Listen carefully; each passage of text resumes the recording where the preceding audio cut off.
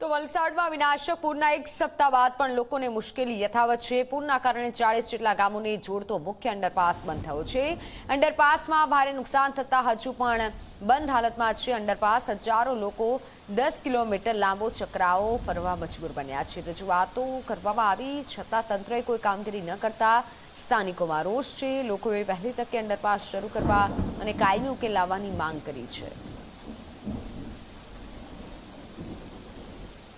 23 તારીખના રોજ વલસાડ શહેરમાં મોટી પૂર આવી હતી। મોટી પૂરના કારણે વલસાડ શહેરમાં અનેક જગ્યાઓ પર તારાજીના દ્રશ્યો સામે આવ્યા હતા। ત્યારબાદ તંત્ર દ્વારા જે અનેક જગ્યાઓ પર કામગીરી શરૂ કરવામાં આવી હતી, પરંતુ જે વલસાડ શહેર અને જે 40 ગામોને જોડતું મુખ્ય અંડરપાસ છે તેના ઉપર તંત્ર દ્વારા કોઈ પ્રકારનું ધ્યાન નથી આપવામાં આવી રહ્યું। આપ જે પ્રમાણે દ્રશ્યમાં જોઈ શકો છો કે જે 40 ગામોને જોડતું મુખ્ય અંડરપાસ છે તે છેલ્લા કેટલાય દિવસોથી બંધ છે। આપણી સાથે અહીંના સ્થાનિકો જોડાયા છે। શું કહેશો, જે રીતે અંડરપાસ બંધ છે કેટલી તકલીફ પડે? બહુ તકલીફ પડે છે। એકચ્યુઅલી અમારું રોજમર્રાનું જીવન જે છે આ નથી ચાલતું હતું, બટ હવે જ્યારથી આ બંધ છે, જ્યારથી ચાલુ નથી થયું ત્યારથી અમારું બધું ઠપ થઈ ગયું છે। અમારું બિઝનેસ બી અહીંયા છે, રહેવાનું બી અહીંયા છે। આખું ગામ આખું ફરીને જવા પડે આપણને લેવા માટે, એટલે બહુ તકલીફ તો બહુ। પ્લસ લોકેશન કલેક્ટરને બધું જ મોકલાવેલું છે, લોકેશન એડ્રેસ બધું જ લઈને ફોટોગ્રાફ બી આપણે મોકલાવ્યું છે કે ભાઈ આવીને જુઓ।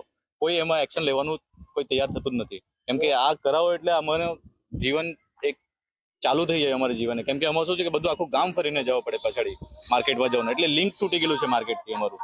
આપણી સાથે બીજા અન્ય પણ લોકો છે, કેટલી તકલીફ પડે, કેટલો ફેરાવો? સાહેબ તકલીફ તો બહુ પડે છે।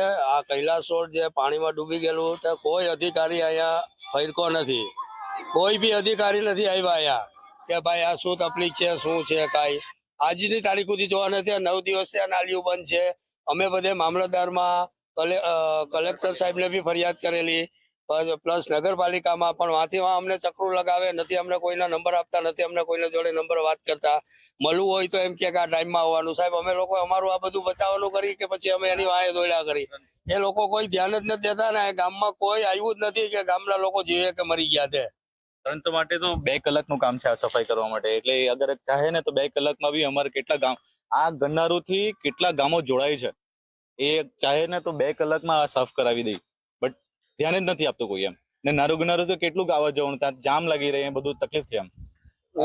શું કહેશો, જે રીતે તકલીફ પડે છે? જે લોકો કાલે મેં ને અંકલ અમે લોકો બધા મામલતદાર ગયેલા, મામલતદાર શ્રીને મળ્યા। એ કીધું અમે ચીફ ઓફિસર નું તમને નંબર અપાવીએ છીએ, પણ તા ચીફ ઓફિસર અમને તા નંબર નથી આપ્યું। પછી અમે લોકો નગરપાલિકા ગયા તો નગરપાલિકામાં કે ચીફ ઓફિસર મીટિંગમાં છે।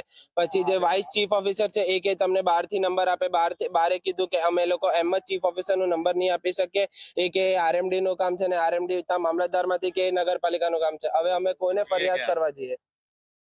જે રીતે લોકો જણાવી રહ્યા છે કે લોકોનું કોઈ સાંભળતું નથી। અહીંથી રોજ જે શાળાએ જતા બાળકો છે તેઓ અવર જવર કરે છે। સાથે જો વાત કરવામાં આવે તો આ 40 ગામોને જોડતું મુખ્ય અંડરપાસ છે તે અંડરપાસ છેલ્લા કેટલા દિવસોથી બંધ છે, જેને લઈને જે લોકો છે તેઓએ ભારે મુશ્કેલીનો વેઠવાનો વારો આવ્યો છે। ઉમેશ પટેલ, ઝી મીડિયા, વલસાડ।